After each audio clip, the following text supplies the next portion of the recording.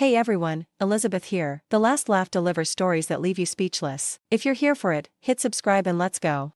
My name is Sarah Chen, and I'm 29 years old. I work as a medical records analyst at County General Hospital, the kind of job where I spend my days organizing files and double-checking insurance codes. Nothing exciting. Nothing dangerous. The most thrilling part of my week is usually deciding between Thai or Italian takeout on Friday nights. That Tuesday started like any other. I'd gotten home from work around 6, heated up leftover pasta, and settled onto my couch with my laptop to catch up on some paperwork. My townhouse in Maplewood is quiet, tucked into a development where everyone waves but nobody really knows each other. Just the way I like it. My father passed away 3 years ago from a heart attack. Mom had died when I was 12. Dad raised me alone, working as a prosecutor for the county for over 25 years before retiring. He never talked much about his cases, said he wanted to keep work separate from home. I respected that. Before we go further, make sure you subscribe to the channel and comment where you're watching from. I was brushing my teeth, getting ready for bed around 11:30, when I heard the knock. Not a friendly knock. Sharp. Urgent. Official. Through the peephole, I saw a police officer in full uniform. My heart jumped. You never expect police at your door at midnight unless something's terribly wrong. I opened the door with the chain still on. Can I help you? Sarah Chen? His voice was tight, controlled. Yes? I'm Officer Marcus Webb. Ma'am, you need to come with me. Now. I stared at him. What? Why? What's going on? He glanced over his shoulder toward the street, then back at me. His hand rested on his belt near his radio. Pack a bag. Enough for a few days. You can't stay here tonight. I'm not going anywhere until you tell me what this is about. My voice came out stronger than I felt. Officer Webb leaned closer to the crack in the door. Someone your father put away just got released. He's coming for you. The words hit me like cold water. What? We don't have time. Please, Ms. Chen. Pack a bag. 5 minutes. When we turned around, I saw a second officer standing by a patrol car in my driveway, scanning the street with a flashlight. My hand shook as I unlatched the chain. Officer Webb stepped inside, immediately moving to my front window to look out through the blinds. Who? I asked, grabbing my purse from the hall table. Who are you talking about? Vincent Moretti. Your father prosecuted him 20 years ago for attempted murder and organized crime. He got 25 years. He was released 4 days ago. The name meant nothing to me. I would have been 9 years old. Why would he come after me? During sentencing, Moretti made threats. Said he'd make your father pay by taking what he loved most. We didn't think. Miss Chen, he's not just angry. He's connected. We have credible intelligence that he's hired people to grab you. My bedroom felt surreal as I threw clothes into my overnight bag. This couldn't be real. Things like this didn't happen to people like me. I grabbed my phone charger, my laptop, toiletries. My mind couldn't process fast enough. How credible? I called out. Officer Webb appeared in my doorway. Credible enough that the U.S. Marshal Service is involved. You'll be under protective custody until we locate Moretti and anyone working with him. I zipped my bag. My job has been notified. Let's go. We moved quickly to the patrol car. The second officer, a woman named Rodriguez, opened the back door for me. The neighborhood was dark and still. Mrs. Patterson's porch light was on 3 houses down. Everything looked normal. Except nothing was normal. As Officer Webb pulled out of my driveway, I noticed a dark sedan parked down the street with its lights off. My stomach dropped. Is that?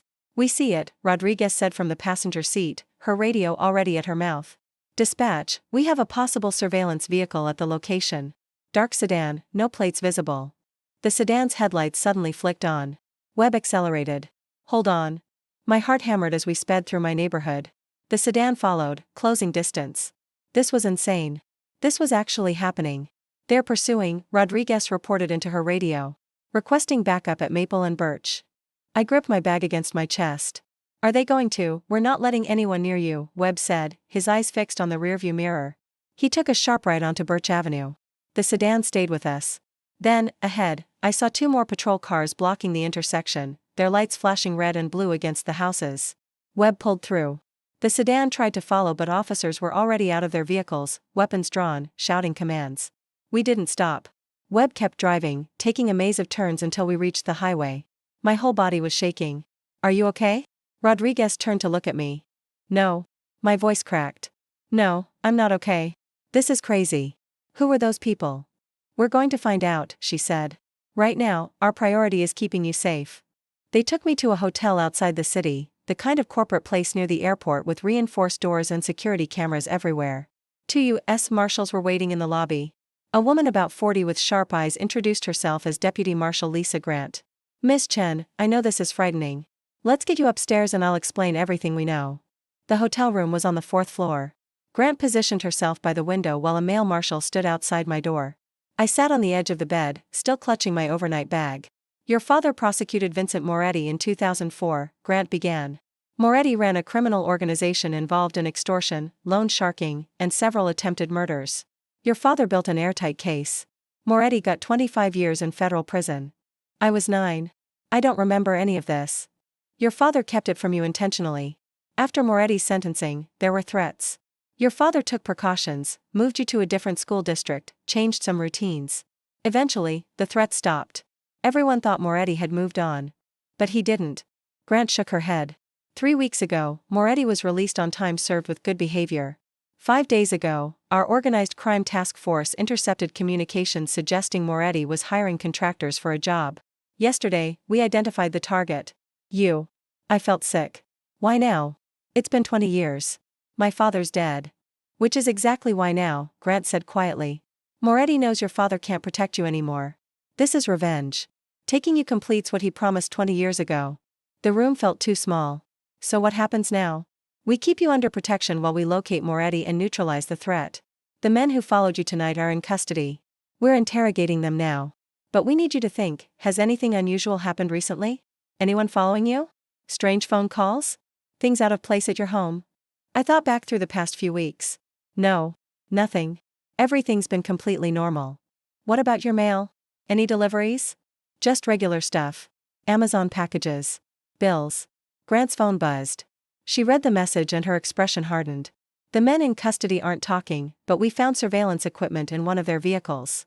Photos of your townhouse. Your car. You at the grocery store. They've been watching you for at least a week." My stomach turned. A week. Someone had been watching me for a week and I hadn't noticed anything. "There's something else," Grant continued. "We found blueprints of your townhouse in their vehicle. They were planning to grab you tonight. If Officer Webb hadn't arrived when he did." She didn't finish the sentence. She didn't have to. I barely slept that night. Every sound in the hallway made me jump. Every car engine outside felt like a threat. I kept thinking about those photos. Someone watching me load groceries into my car. Someone studying my house, planning how to break in. The next morning, Grant returned with coffee and breakfast. The interrogation revealed something. The 2 men we arrested last night claimed they were hired through an intermediary. They never met Moretti face to face.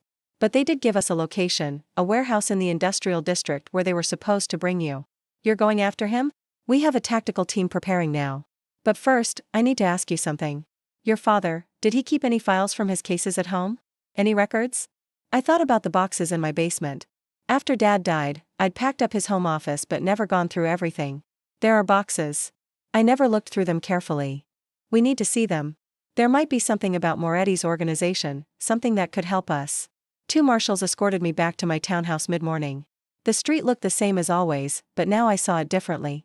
That parked van, was someone inside? That person walking their dog, were they really a neighbor?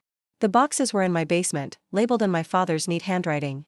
"Chen files, personal." Grant and another agent started going through them while I stood nearby, feeling useless. "Miss Chen," Grant said after 20 minutes. "Look at this." She held up a thick folder labeled Moretti, Insurance. Inside were copies of documents, photographs, witness statements. Things that hadn't been used at trial. "Your father kept an insurance file," Grant explained. Evidence that was too inflammatory for court but documented Moretti's connections. "This shows links to 3 other criminal organizations. If this went public, it would destroy them," the other agent finished. Grant's phone rang. She answered, listened, then her face went pale. "When? Are you sure?" She hung up and looked at me. "Moretti was spotted 30 minutes ago. 2 miles from here. We need to move now." Everything happened fast. Grant rushed me toward the stairs. The other marshals drew their weapons. We were halfway up when I heard glass breaking from my kitchen. "Back door," someone shouted. Grant shoved me behind her. "Upstairs. Now. Lock yourself in the bathroom." But I didn't run. I couldn't. This was my house. My life. I wasn't going to hide while someone invaded my home because of something that happened when I was 9 years old. I grabbed the baseball bat my father had given me years ago from the hall closet. Grant saw me and hissed, "Miss Chen, get upstairs." "This is my house," I said, surprising myself with how steady my voice was. Heavy footsteps thundered through my kitchen. Male voices shouting. Then a man appeared at the basement stairs, late 50s, gray hair, expensive suit.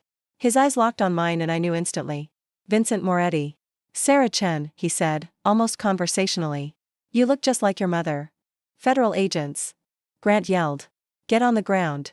Moretti didn't move. "I made a promise to your father. I'm a man who keeps his promises." Behind him, 2 more men appeared.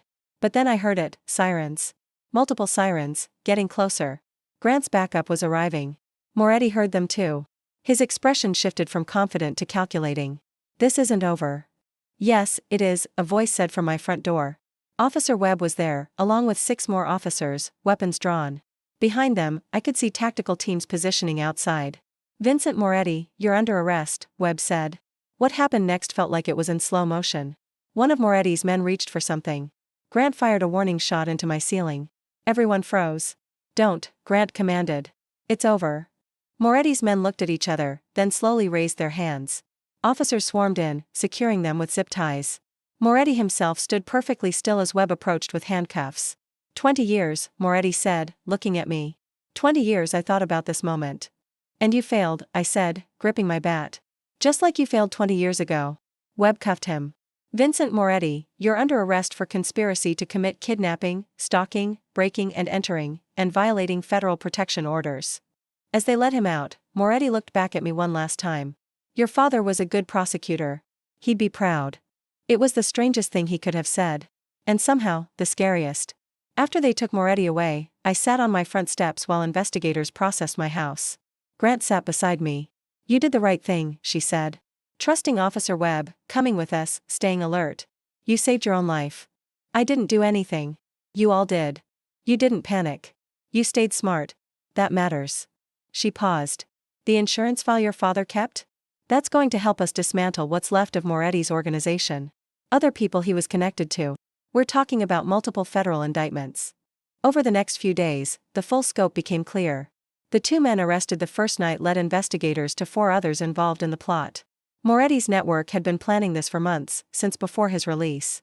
They'd tracked me through social media, public records, even my employee directory at the hospital. The warehouse where they'd planned to take me was raided. Inside, investigators found restraints, surveillance equipment, and evidence of other kidnappings over the years. Moretti hadn't just been planning revenge, he'd been planning to disappear me completely. 2 weeks later, I met with Officer Webb at a coffee shop. "How are you holding up?" he asked. "Better. I moved temporarily. The house felt wrong." "Understandable." He stirred his coffee. "I wanted you to know, if I'd been 5 minutes later that night, we wouldn't be having this conversation. Your neighbor, Mrs. Patterson, called 911. She saw that sedan parked on your street and something felt off to her. She insisted we send someone to check on you." Mrs. Patterson. The quiet elderly woman 3 doors down who I'd maybe exchanged 20 words with in 2 years. "She saved my life," I said quietly. "She did. And you saved yourself by trusting your instincts, by coming with me without fighting it. A lot of people would have demanded more proof, wasted time. You didn't." Before I left, Officer Webb handed me a card. "This is the prosecutor handling Moretti's case. She wants to meet with you. Turns out your father's insurance file is going to be the cornerstone of a RICO case that could take down 3 criminal organizations. Your father's work isn't finished." I held the card, thinking about my dad. The quiet man who made me pancakes on Sunday mornings and helped with my homework. The man who'd carried the weight of dangerous cases and never let me see his fear. 3 months later, I attended Vincent Moretti's sentencing. He received life without parole, along with charges that ensured he'd never breathe free air again. 7 of his associates received sentences ranging from 20 to 40 years. The prosecutor, a sharp woman named Jennifer Walsh, thanked me afterward. "Your father's file was remarkable. He documented everything. It's like he knew someday we'd need it. He protected you even after he was gone." I've stayed in touch with Mrs. Patterson. Turns out she was a 911 dispatcher for 30 years before retiring. She noticed that sedan because she noticed everything: the same car parked too long, the way it was positioned for quick departure, the fact that it had a clear view of my driveway. "Always trust that feeling," she told me over tea one afternoon. "When something's wrong, your body knows before your brain does." I moved back into my townhouse eventually, but not before installing a comprehensive security system. I also took self-defense classes. Not because I live in fear, but because I refuse to be a victim. The thing about danger is that it often hides in normal moments. A knock at midnight. A parked car on a quiet street. A promise made 20 years ago by a man with nothing but time and hatred. But here's what I learned: trust your instincts. Listen when someone warns you. And understand that you're stronger than you think. My father spent his career putting away dangerous people. He made sacrifices to keep me safe, sacrifices I didn't even know about until they saved my life. Officer Webb's quick response, Mrs. Patterson's vigilance, Deputy Marshal Grant's protection, all of these people stepped up when I needed them most. If this story moved you, subscribe and tell me in the comments where you're watching from. I still work at County General. I still order Thai or Italian on Friday nights. But now I pay attention. I notice the cars on my street. I know my neighbors. I keep my doors locked and my security system armed. And every time I drive past the courthouse where my father worked for 25 years, I think about the cases he never talked about. The people he put away. The daughter he protected without her ever knowing she needed protection. Vincent Moretti wanted revenge. He wanted to complete a promise made in anger 2 decades ago. Instead, he completed my father's work. The insurance file led to the largest organized crime takedown in our county's history. Moretti's attempt at revenge became his final defeat. I visited my father's grave last week. Stood there in the autumn sunshine and told him everything. Told him I understood now. Told him I was okay. You taught me to be strong, I said. Even when you weren't trying to. Even when you thought you were just making pancakes and helping with homework. You taught me to trust the good people, to pay attention, to never give up. The wind moved through the trees. Somewhere, a bird sang. Thank you, Dad. For everything. Especially for that insurance file. I don't know if he can hear me. But I said it anyway. Because some promises need to be kept. Some debts need to be paid. And some lessons, the most important ones, are learned when danger forces you to discover exactly how strong you've always been.